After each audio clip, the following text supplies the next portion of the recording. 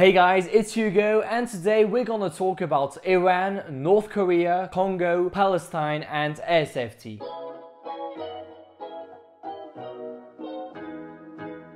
The first headline of the week is about Iran. Over the past week, Iran has seen large protests across the country, which started out to protest corruption and the economic situation. Indeed, the government, headed by Hassan Rouhani, the president of the country, did just announce the increase in price of both petrol and eggs. The country's economic situation is indeed rather dire. There is mass unemployment, especially among young people, of whom nearly 25% are jobless, according to official statistics, which probably underestimate the situation. The protests have reached many provincial towns and don't seem to have either a specific leader or a clear political ideology. Some of the dissidents are also protesting Hassan Rouhani's foreign policy, notably the rapprochement between Iran and Bashar al-Assad regime in Syria. The situation is really difficult to summarize in just a minute, especially because what the protesters want is constantly changing. It seems to be heading towards a critique of the Islamic Republic because, as a reminder, Iran is also led by the supreme leader, a religious figure, as well as the president. We'll talk more about the potential consequences of these protests next week. At the time of recording the video, 21 people had died during the protests and the government's army had announced that the protests were basically over. Obviously, we've got to be cautious with such an announcement, but we will of course keep you updated about how the situation develops. The next news item of the week is about the rapprochement between North and South Korea. Kim Jong-un, the leader of North Korea, gave a speech this new year and it was rather shocking. As always, he attacked the United States, but he also announced that he would like to re-enter into diplomatic discussions with South Korea, even though they are an ally of the US.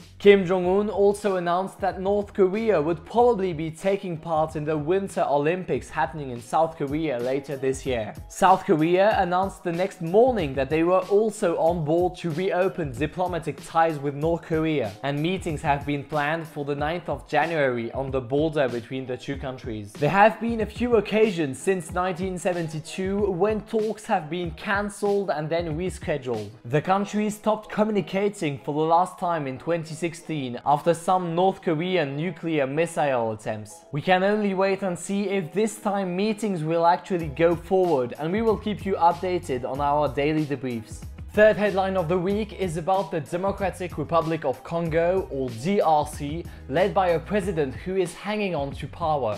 The CNC, a consortium of powerful Catholic churches, organized protests in the Congo in the last week. At least 8 protesters have been killed by the military and the police. What do these protesters want? Well, to give you a clue, the president of the DRC, Joseph Kabila, was meant to end his term in December 2016. But the new electoral calendar could let him remain in power for even longer as they keep pushing back the next elections. The elections are set for December 2018, which means that Kabila will have remained in power for 2 more years than he was supposed to. And that's what the protesters are angry about. They don't want Joseph Kabila to win in the next presidential elections. The protests were violently repressed by the police and military. Tensions are running high in the capital of the DRC, Kinshasa. Many think that this is just the beginning of a growing movement in mobilizing the people, and we will keep you updated.